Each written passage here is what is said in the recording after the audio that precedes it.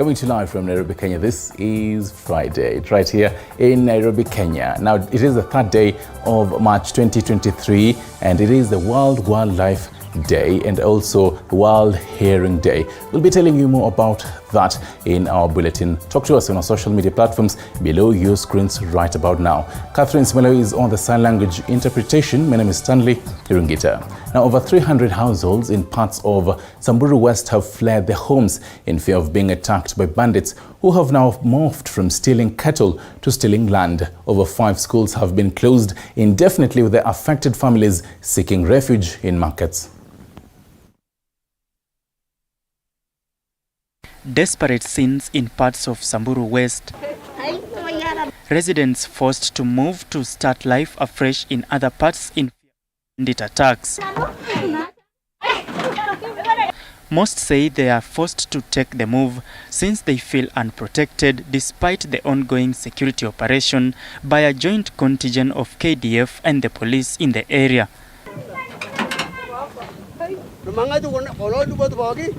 Padlocks on doors are becoming a common sight in the area as residents try to salvage the little they can salvage, just like Paris Lerukai. Saisi mimi ni kiwete juu ya hawa, na hii ndio shamba yangu.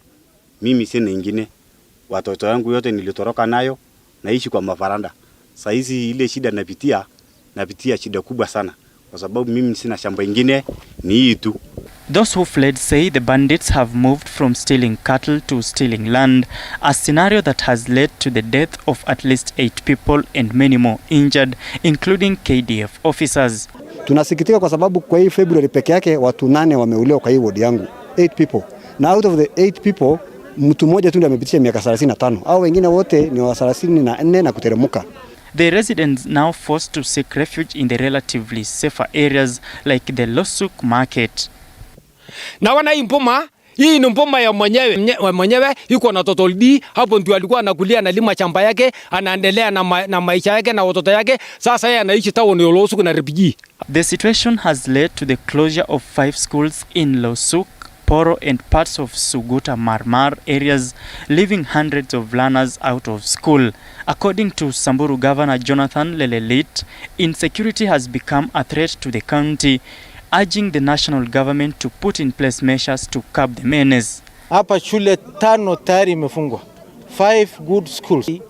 Hao wakora wamefunga shule ya serikali, shule 5. 5 schools are closed. Wamedisplace watu zaidi ya 1500. Baadhi ya ile shule zimefungwa. Ya kwanza kuna Ngongosas, inaitwa Ngongosas. Ya pili Sepei Primary, ya tatu Pora, Lorian na Nolkera. Yote imefungwa, shule 5 saa hii imefungwa. The Samburu community led by Governor Jonathan says they have greatly maintained peace among themselves and other communities, stating that those causing insecurity are strangers forcing them out of their own land. Sisi tuko na title deed na sisi ni farmers. Hatuna bunduki. Sisi kenye tuko nayo hapa ni jembe na rungu. Kwa hivyo hawa watu haja yao sana ni ardhi. Wanakuja wanakanyanga, wanaleta ng'ombe yao huku ndio wakuja wachukue ardhi. Samburu residents have now called upon the government to fully equip officers dealing with bandits so as to reinstate peace in the region. Gilbert Nalwa, TV 47.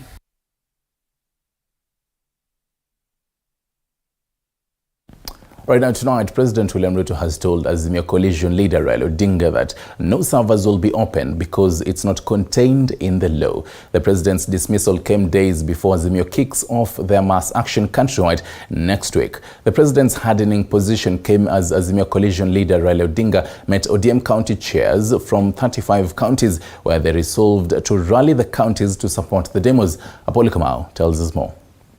Tuta-recruit vijana wengine.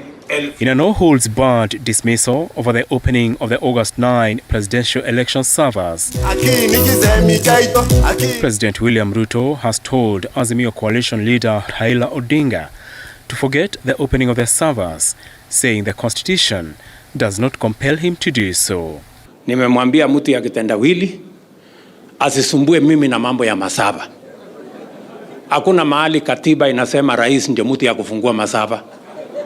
Yeye kwa sababu wako na nafasi mingi aende afanye hiyo kazi ya kufungua masaba, awachane. Mimi niko na kazi ya kuendesha Kenya, mimi niko na nafasi gani ya kwenda kufungua masaba? Na nilimwambia sava ilifunguliwa zamani. Kwani alikuwa wapi? Si kila mtu alienda kwa station ukaweka biometric ukapata jina yako iko pale. The president's hardline stance is a major blow to the Azimio coalition, which has cited the opening of the servers as an irreducible minimum to President Ruto or face mass action this coming week. Sasa hiyo mnasema tufanye iko kwa katiba gani? Ama iko kwa sheria gani? Sisi tutafuata ile kwa sheria. Siku ile itaandikwa kwa sheria ati saba itafunguliwa na mtu fulani, tutafuata. So waende watengeneze sheria ya kufungua masava ndio tujue vile tutaendesha. Kwa sasa sisi tunaendelea na kufungua uchumi na kupeleka mambo ya Kenya mbele. Odinga, who will be in Kisumu on Saturday for the burial of Luo Council of Elders Chairman Willis Opio, met ODM party county chairs from 35 counties to plan for the demos slated for next week. We therefore demand the opening of the IBC servers. We came to confirm to BAMBA that we are with him fully in those 3 items, and we are ready for mass action even now because of the suffering of the Kenyans. Apart from the opening of the servers, Azimio wants President Ruto to constitute a bipartisan team to pick IEBC commissioners, a demand overtaken by events as the IEBC selection panel was sworn in on Thursday, shutting the door for dialogue on the new polls team. Apul Kamau, TV47. Very much appreciated, Apoli Kumau. Now to something else. With the raging debate on LGBTQ, the United States of America, through its ambassador to Kenya, Meg Whitman, has maintained that the U.S. respects Kenya's stand on the controversial topic, hours after President William Ruto maintained that Kenya will not entertain such a topic. Meg Whitman dismissed claims that the 16 billion shillings a grant granted to Kenya after was not linked to LGBTQ rights in the country. Moge William with more. In her tour to Kajiado County Friday, the United States ambassador to Kenya, Meg Whitman, was hard pressed to clarify the USA's stance on Kenya's position on the LGBTQ debate in the wake of the heated debate on whether her country was twisting Kenya to accept gay rights. Countries have differences. We have a very strong working relationship over many years, and I think the Kenyan government probably knows the U.S. perspective. In fact, I know they do, but we also respect Kenya's right on this particular issue. But I want to underscore there is absolutely no linkage at all between that food and drought relief and Kenya's stance on LGBTQ. While clarifying there is no linkage between relief food donations provided by her government and Kenya's stand on LGBTQ, Whitman said that Americans respect the choice taken by Kenya on the same, even as they view LGBTQ rights as human rights. Our view is every country has to make their own decisions about LGBTQ rights. In the United States, we probably have a different position, which is we view LGBTQ rights as human rights. But we respect every country's point of view on what position they want to take on this, and we will respect that. But of course, our democratic values and the way we feel is different, and that's okay. In her tour to the county, which is among the affected areas by drought, Ambassador Whitman stated that Kenya and the US have very strong bilateral relations dating back many years, pointing out that they will work together with the national and county governments to distribute relief food to the affected persons. There's 2 kinds of aid. There is cash aid, and then there is actually foodstuffs like sorghum and maize, white maize, yellow maize.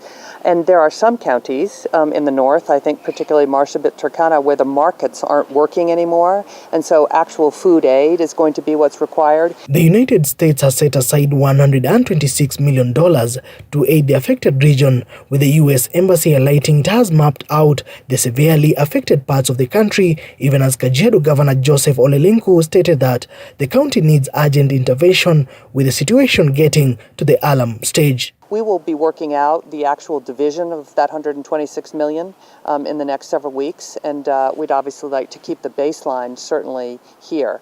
Now, last year, you know that the United States provided $355 million to Kenya, so this is slightly less than half of last year. We hope more will come. Call upon our national government, our partners, as we continue as a county government to also do our bit to ensure that we don't lose lives due to the ongoing drought. The USA government, in collaboration with the national government and county governments, has promised to distribute more aid to the affected persons by drought within the country.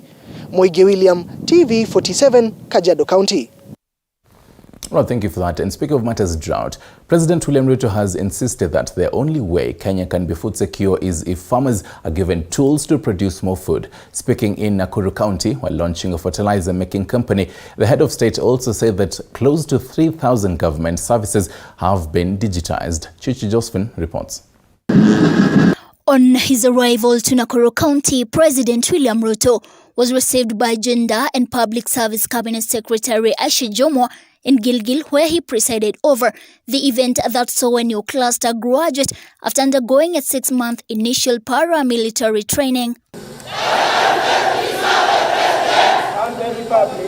Over 11,000 NYS recruits graduated, as the president noted the few number of females registered at the NYS, as he promised to fully sponsor girls ready to enroll in the NYS training program. Nataka niwaambie wasichana wa taifa letu la Kenya wajitokeze, waingie NYS, tutawapatia masomo, tutahakikisha kwamba kabla hawajatoka pale tutakuwa tumewafundisha, na gharama yote ya NYS kuanzia siku unaingia mpaka siku unatoka na diploma inagharamiwa na serikali ya Kenya. The National Youth Service has aligned its programs to contribute to the realization of the Kenya Kwanza bottom-up economic transformation agenda. The president directed the reservation of 30% of slots in the disciplined forces to graduates of the National Youth Service, saying their numbers will be doubled to about 20,000. We want to double the intake of young people joining the National Youth Service from every location in the Republic of Kenya as a mechanism of creating sufficient patriotism and giving opportunity to young people in rural areas. President William Ruto would later on officially launch the Feti Plant Company worth 30 billion shillings in Rongai constituency, Nakuru County. Many people do not find it fit to invest in their country. Huyu Bwana Ngugi angeenda kununua flat huko Dubai ama angeenda kununua mambo ingine kule mahali ingine. Hapa ameweka kiwanda ya bilioni 30. The only solution to the cost of living, according to the president, is ensuring that farmers are empowered, as he promised that the government will distribute 60,000 bags of blended fertilizer to farmers in Kenya and not any fertilizer. Tayari tumepanga magunia milioni 6 ya mbolea ya aina tofauti tofauti. Na tumesema mwaka huu hatutaagiza tena ile mbolea ambayo inaitwa generics. Ile mbolea tutanunua ni ile tumefanyia utafiti na tumehakikisha kwamba imefanyiwa blending ili ilingane na soils yetu na pia ilingane na ile mimea ambayo tunakuza. 100 dams will be sunk by the government to ensure Kenya moves out from the rain-fed agriculture to irrigation agriculture, and at the same time, farmers were urged to first sell their produce, as the government has authorized the importation of 4 million bags of grains from outside the country. Kama wewe bado uko na magunia ya mahindi ama chakula ingine kule kwenye store yako, tafadhali anza kuuza, kwa sababu kufikia wiki 2-3 zijazo mahindi kutoka sehemu zingine zitakuwa imefika Kenya. The government has set aside 13 billion shillings to sustain Kenyans who are ravishing in drought and hunger and ensure continuous supply of food, especially in schools, to keep school-going children in school. Hata tunashukuru sana president wetu kwa sababu anasema katika wilaya yani Kenya yote mzima atasupport mkulima tuweze kupata chakula ya kutosha. Chichi Josephine, TV47.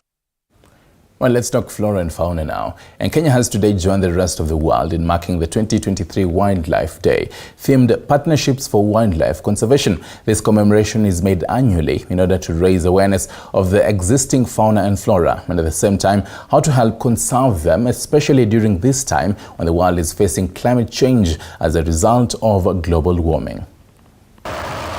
Wildlife Day was first celebrated in 2014 after the United Nations General Assembly agreed to proclaim that March as a day to champion for conservation of around 8.7 million species of plants and animals in existence. This move is significant, especially for nations rich in wildlife habitats, as they are able to generate revenue through tourism. In Kenya, the Kenya Wildlife Service honored the 9th anniversary of Wildlife Day by boosting rhino conservancy at the Olpajeta Conservancy in Laikipia by just concluding a week-long of rhino ear notching exercise where at least 29 black and 11 white rhinos were successfully ear notched. When they are ear notched, you can see the ear pattern and say this is so and so, and even if it moves, you will also see where it goes. Yeah, we're also putting microchips so that we are also able to identify, just in case something happens to the rhino, we can positively identify it. This exercise, which happens in the midst of a serious drought period that has threatened the very existence of wildlife, involves immobilizing a rhino and putting permanent marks in form of cuts on the rhino ears to easily identify rhinos during surveillance and conservation. Elsewhere, when the world was marking this special day, residents in Kibwezi, Makueni County were resolving human-wildlife conflict while calling upon the KWS officers to look out for marauding elephants that have been terrorizing the villagers by constantly invading their farms and destroying their crops. Jambo lingine ambalo limetokea pale ni kwamba watoto wanaenda shule saa 10 za usiku na ndipo wanyamapori bado wapo. Wasa wazazi wanahofia watoto wao kwamba kwenda shule asubuhi hiyo na mapema kuna shida, kwa sababu wanahofia watoto wao pia kuweza kuingiliwa na wanyama, si ndovu peke yake, hata chui na hata simba. The wildlife is said to roam around in search of water and food following the drought situation in many parts of the country, therefore posing a threat to school-going children in the region. Hatuna usalama sisi. Maana hizi ndovu zinakimbianga kila mahali, na saa hii hata mtu akikata nyasi zinakuja zinakula, na ukiifukuza inakuja kwa mwili. Tunaomba hawa ndovu waondolewe with immediate effect kutoka kwa mwananchi. Paul Munio, TV 47. Well, thank you for that, Abdallah Muniu. Now, the High Court has nullified the August 9th, 2022 election of Magarini Member of Parliament Harrison Kombe and Lagdera Member of Parliament Abdikadir Hussein, respectively, for election malpractices. The ODM party, one of the affiliates of the Azimio la Umoja coalition, has witnessed a hemorrhage of MPs who have trooped towards the Kenya Kwanza administration. The party got a double blow in court with the nullification of election of 2 MPs from the party. While delivering the ruling on the nullification of the Magarini parliamentary race in the last year's general election, Justice Alfred Mabea of the Malindi High Court said that Kombe, who ran on ODM ticket, engaged in ballot stuffing and altering election results, among other electoral malpractices. Kombe defeated Stanley Kenga of United Democratic Alliance UDA party by only 21 votes. He got 11,946 votes against Kenga's 11,925 votes. Kenga celebrated the ruling, urging Magarini residents to vote in the upcoming by-election. Mrengo ambao umeunda serikali ndani ya taifa letu la Kenya ni mrengo wa Kenya Kwanza. Na ulimwengu mzima hakuna watu wataingia siasa watake kuwa wapinzani. Kila mara tunapoingia kwa uchaguzi tunataka tuwe sehemu ya serikali. Hii ni nafasi yetu tumeipata, tushirikiane kama viongozi, tushirikiane kama wananchi, tutatembea Magarini kwa amani na upendo. Tuhakikishe kwamba tutaweza kuleta ushindi na tuingie katika serikali. Lengo kuu ni kuweza kumhudumia mwananchi ili tuweze kufikia maendeleo kama jamii ya watu wa Magarini na hasa watu wa Magarini ndani ya Kilifi na taifa letu la Kenya. In another blow for the Orange Party, the High Court nullified Lagdera MP elections on grounds that the election were not conducted fairly and people of Lagdera did not get their right candidate. This is after allegations of election malpractices were proven by the petitioner. Today we are very much happy. The people of Lagdera were happy. Justice prevailed, and I would like to thank the judge actually who delivered the verdict, and I would like to also commend the petitioners, the people of Lagdera, and everybody who was concerned, including my party UDA. Thank you very much. Thank the court also for being very meticulous in addressing all issues to a level that I'm sure even the petitioner must have been contented on the issues that have been raised. Election petitions are not easy. I've undergone one of them, and you know, the burden of proof lies with the person who makes the claim of any allegation of election malpractice. However, Lagdera MP can breathe a sigh of relief after the courts issued a stay order on his case even after nullification of his election. The MP will continue serving even as the process to constitute IEBC continues. There was a violence, the sentence has been disproved. But now the court used scrutiny, which was not the initially pleaded issues. But the scrutiny system had no problem. 8 poll stations were scrutinized, and the difference between the Kim's kit and the ballots was 120. I was ahead by 1,050 votes. But now the court used those small frivolous differences to throw away the entire votes from my stronghold. August general election, Abdikadir garnered 5,939 votes, beating his close competitor Zaytun, who managed to get 4,863 votes. The ousted MPs can appeal the decision up to the Supreme Court. Elizabeth Mutuku, TV47, Nairobi. Today is World Hearing Day, commemorated annually on the 3rd of March to raise awareness on hearing loss and promoting ear and hearing care. And as the Ministry of Health continues to organize hearing screening centers countrywide, Kenyans have been urged to make it a practice to take care of their ears. Meet 25-year-old Ivy Wamahiga. Over time, this has been her routine every morning and evening. She always carries her hearing aids fully charged so that she can clearly hear the natural sounds around her, well, like the birds chirping outside or maybe to her favorite music. However, life was a bit different a few years ago. Ivy tells me that her moderately severe hearing loss affected her education and relationship with friends, as some would assume that she was not interested in the conversations or she was ignorant. I couldn't really get a lot of what the teacher used to say. Nasikuwa nakaa that front, like kwa class. So we went to the hospital. Now wakanipea tu some drops. Yes, I have a hearing problem. But sikuichukua like that seriously. When I was in high school, I just persevered when I finished. Now when I went to campus around second year, now it became a problem. While at home, the script was similar. Florence Wangeshi, Ivy's mother, reminisces the moments she would shout at her daughter while giving her household instructions. When we went to the hospital, we are being told that something with earbuds, all those things, and we were given out of ear drops. But it was still not getting better.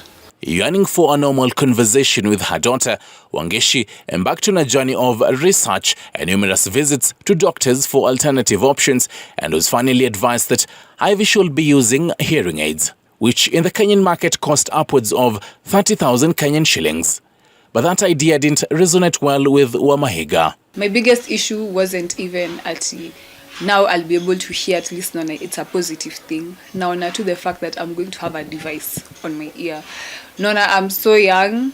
I already have other medical issues. Amina Hassan's case is however different. The 50-year-old businesswoman in Bungoma town has a permanent hearing loss. Despite the communication challenges Hassan faces while interacting with her customers in this shop or while at home, she tells me that she always has to remain resilient. It's my own shop. When people come to ask, we do help one another, we understand one another, but at least there's a bit of challenges. Not that bad, but we try. We keep on trying. The mother of two, however, laments that people who have hearing loss in Bungoma are often overlooked while accessing various amenities like hospitals and banks. In doing business, I have a little bit of the challenge. Most of the people do apply for loans.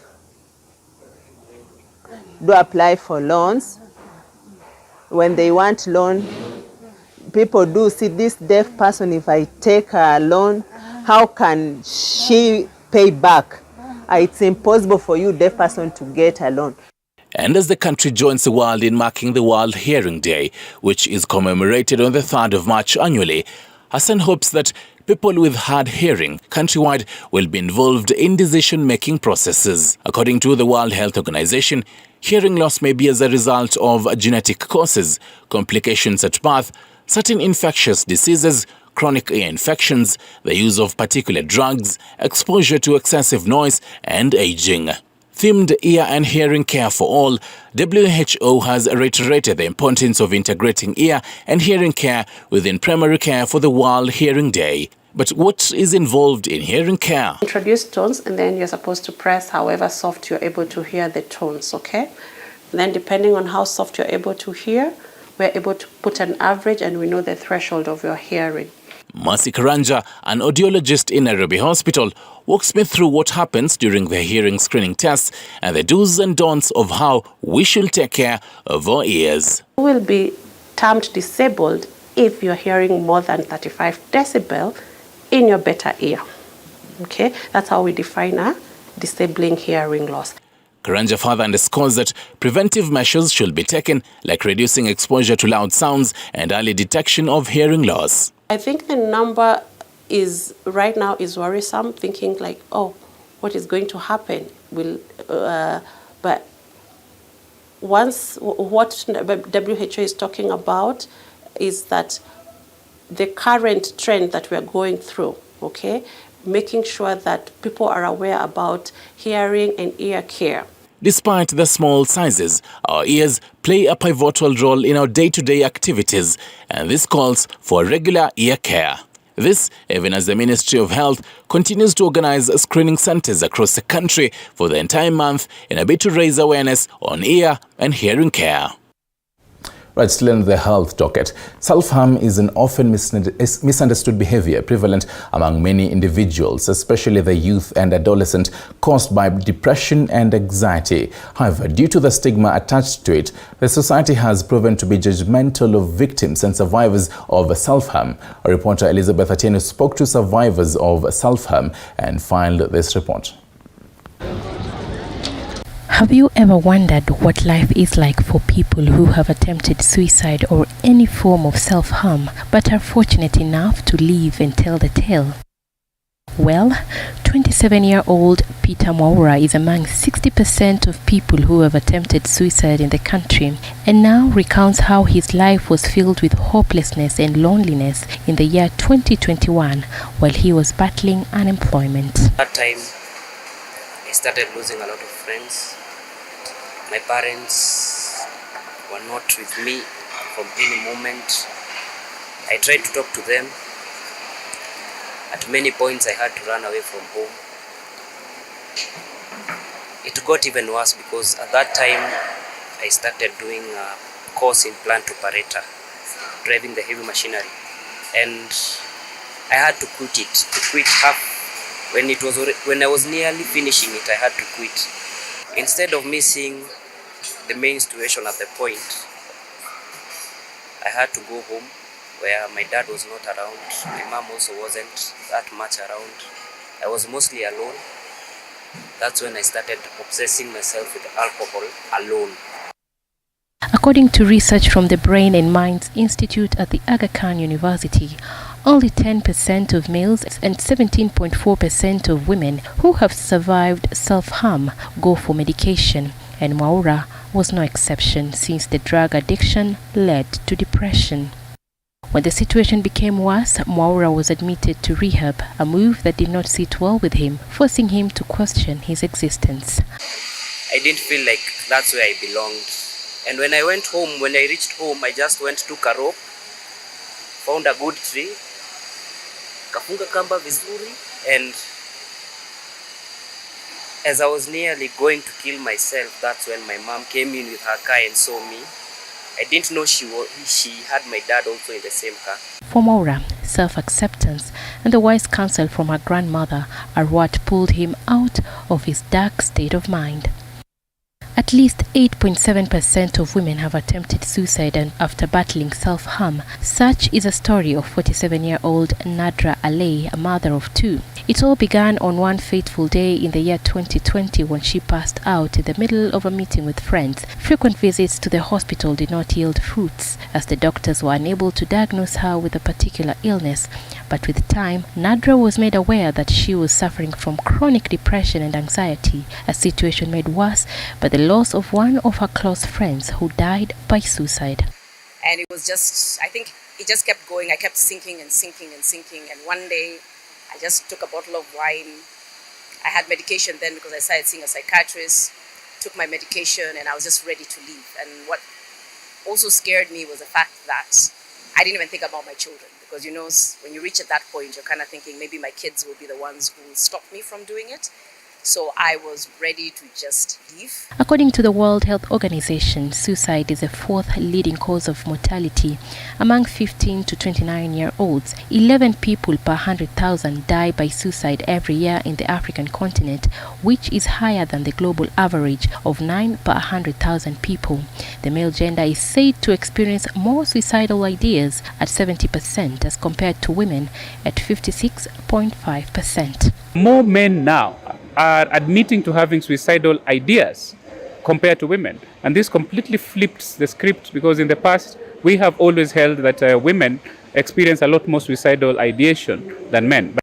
Self-Injury Awareness Day is observed every year on the 1st of March. The day is celebrated to create awareness among people about the harmful effects of self-harm, which is a serious and often misunderstood behavior that involves intentionally harming one's own body through cutting, burning, scratching, hitting, hair pulling, and more.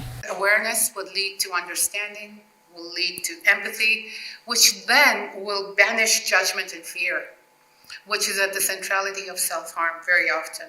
It'll also reduce the number of people who feel alone and suffer in silence. And we are huge advocates for decriminalization of suicide attempts, so that people who have suicidal ideation or suicide thoughts can seek help and get help rather than being stigmatized and treated like outcasts. A clarion call has been made to individuals who engage themselves in the act of self-injury to seek professional help and support, while the public has been advised to be empathetic and non-judgmental. Elizabeth Atieno, TV47, Nairobi.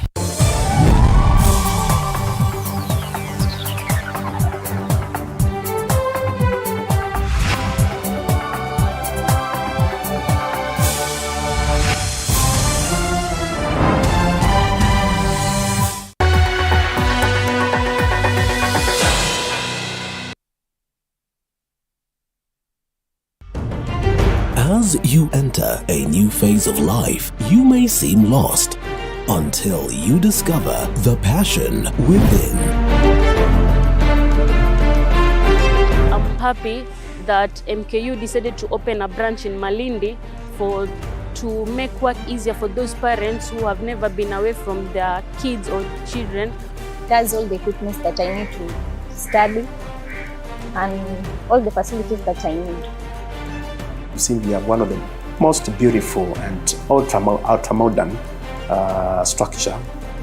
Join us at Mount Kenya University and Equip Africa Institute Malindi Odell Center to build your future. Intake in April for electronic learning and May for distance learning. Mount Kenya University. Unlocking infinite possibilities. Karibuni. Mount Kenya.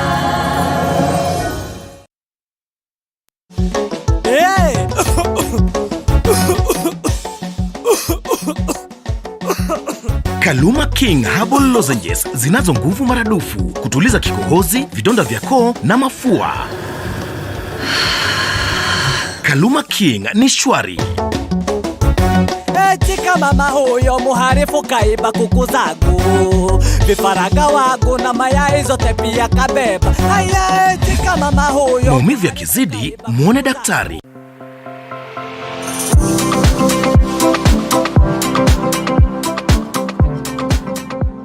Welcome to Nyali Golf View Residence, where a luxurious accommodation is inspired by the Indian Ocean. This exclusive residential community offers the ultimate in coastal living along Links Road, Nyali, near Mamba Roundabout.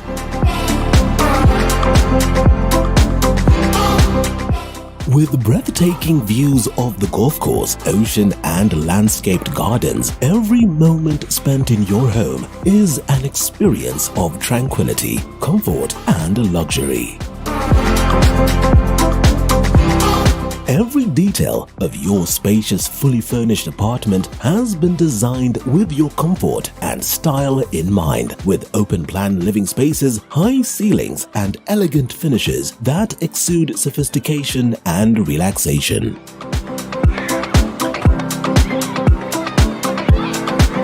Experience resort-style living with a wide range of amenities including a state-of-the-art fitness center, swimming pool, children's playground, 24-hour security, and concierge services. Experience the ultimate in luxury living and golfing at Nyali Golfview. Contact us today to schedule a visit and discover the lifestyle of your dreams. Nyali Golfview Residence, luxurious accommodations inspired by the Indian Ocean.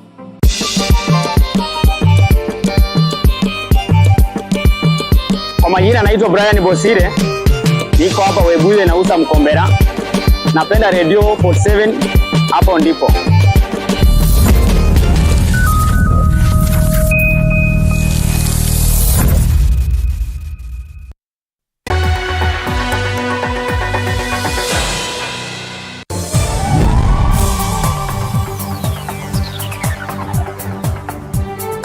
Yeah.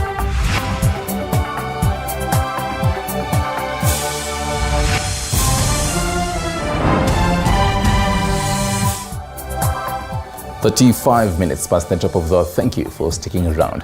Now to the corridors of justice. Naftali Njahi Kinuthia, the suspect who was charged with the murder of Moi University medical student Ivy Wangeshi, earlier today appeared before an Eldoret court where he defended himself and stated that he regrets his heinous act of killing Ivy. Njahi narrated his relationship with the late Ivy, saying that they knew each other since their childhood days in primary school, adding that before her untimely demise, Ivy borrowed him 28,000 Kenyan shillings to fund her birthday party, which he agreed to.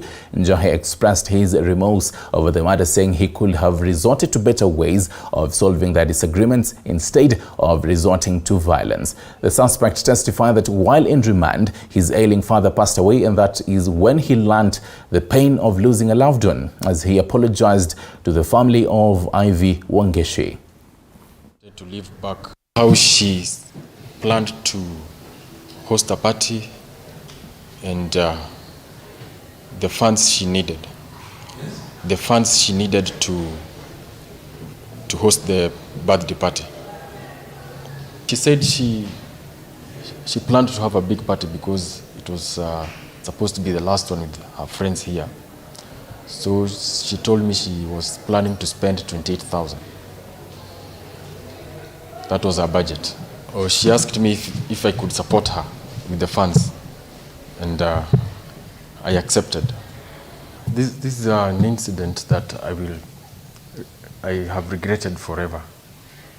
Okay, after thinking about it and reflecting, I knew it would not have happened, and there were many ways to get around this situation without causing the death of an innocent person. That day, I felt like I've done something. You know, causing the death of a person is very unacceptable to the society. So I felt like I've been secluded from the society. Even when I'm in prison, when I was in prison, all this time I've been in prison, after a few years, I was told that my father was ailing from a lung disease. He passed away while I'm in prison. So the feeling of losing a loved one,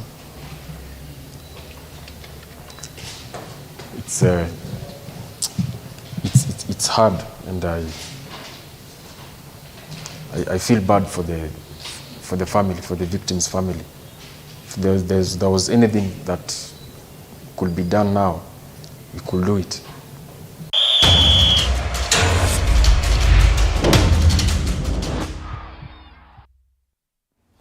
And in the beautiful world of sports, we begin with the wonderful world and the game of kings and queens. The prestigious Magical Kenya Open Golf Tournament 2023 edition is set to tee off in the country on the 9th of March this year at the Muthaiga Golf Club, with world-renowned golfers ready to take part in the competition. The Kenya Golf Union has remained swift with its preparations for the event, exuding confidence over hosting a successful event. Our sports team had a candid conversation with Kenya Golf Union Limited member and tournament director Vincent Wangombe at the Muthaiga Golf Club course, and present us with some of his sentiments on what to expect on the tournament. One of the things that we have to recognize is when it comes to raising standards of any game, we have to compare to the best in the world. And European Tour basically are bringing some of the good players, some of the best players in the world who are coming from different countries to participate in this event. So being part of the European Tour means that we expose our players to good competition, world standard competition, and our target is to grow the game and raise the profile of the game of golf in the country. So since the Kenya Open started in 1967, that was one of the main aims of the tournament, for us to infuse some of the good practices, some of the qualities of play that you get to see out there. So it's very important for us to continue being part of the European Tour, give our players that exposure, because we would not be able to participate in some of the events out there at this point. But we also hope as we do this, we get our junior players, our youngsters growing in the game, and also in future be able to participate in events outside the country. I was right there watching as Njoroge played, and for me the greatest impact was on the junior golfers. You see, they've played with him. They've actually competed with him in junior golf events. So seeing him competing at that level and beating some of the best world, golfers from around the world was a great inspiration for them. I still remember vividly some of the youngsters asking Njoroge to sign an autograph for them, and that has a great impact on the players, because it tells them that they can also do it. So when our children have the hope, or they have a vision that they can actually do it, it is a very good thing for our game of golf in the country. Golf has not had that person who has gone beyond the country and done very well. So for the youngsters, it's a good thing seeing Njoroge Kibugu making the cut, competing with known names around the world and actually beating some of them. So it is our hope that he will do even better this year, and some of the other players will also do well, because I think it has a greater impact when they see, our youngsters see somebody they can relate to, they can touch, somebody they know, somebody they've competed with, doing well at that level. We have 4 of the 6 amateurs who've just come from competing in South Africa, and for them that was very good preparation. For the pros, they've taken the game a lot more seriously. We have seen a lot better scores during the safari tour, and we know that they're better prepared this year than they have been in the past, and we're hoping to see a few more Kenyans making the cut.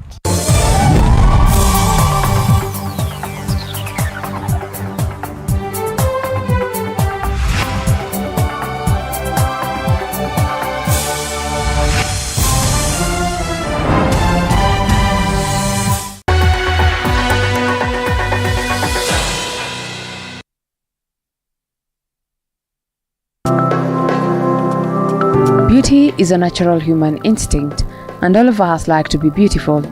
Hair is very important for a person's appearance, so it is important for people to take reasonable measures to care for it properly.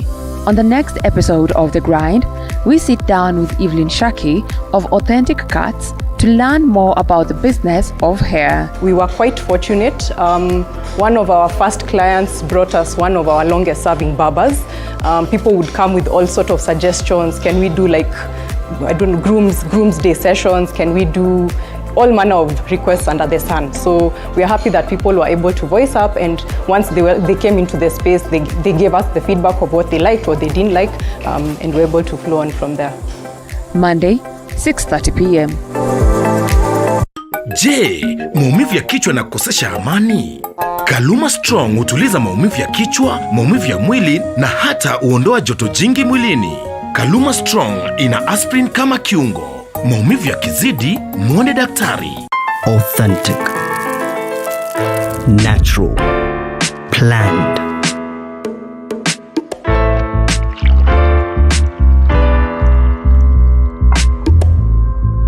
Transforming.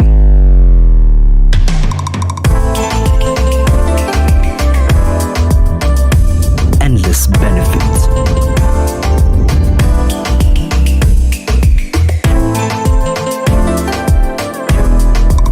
Slaty.